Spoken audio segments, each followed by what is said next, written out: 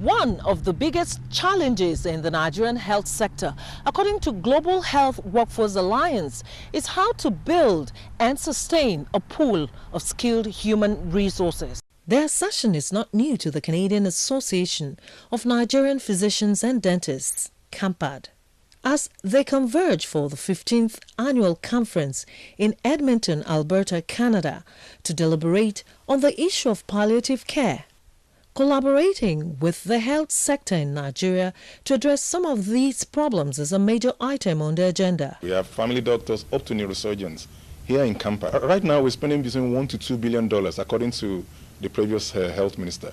$1 to $2 billion US on health tourism, whether it's going to India or going to South Africa. These are skills that are already available in Nigerians, whether at home or in diaspora, and we can give back.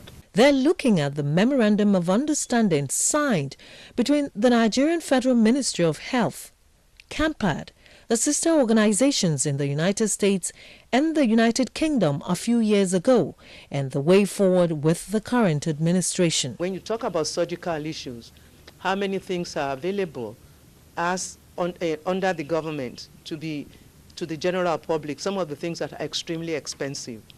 CAT scan, MRI, investigations and other radiological services, access to laboratory tests that may be helpful in making diagnosis, treating patients and doing appropriate follow-up, are those readily available. And with that in mind, we continue to be very eager in many ways to see how much we can do to improve the situation. The area of cooperation is not just limited to the federal government.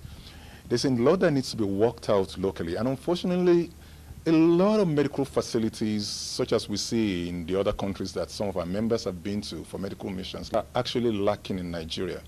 What can be done to address the issue of cutting-edge medical technologies for hospitals in Nigeria? Can the private sector assist the federal and state governments in solving fundamental problems? The answers to these questions will be in the second part of the report. In Edmonton, Canada, Osiagwu, NTA News.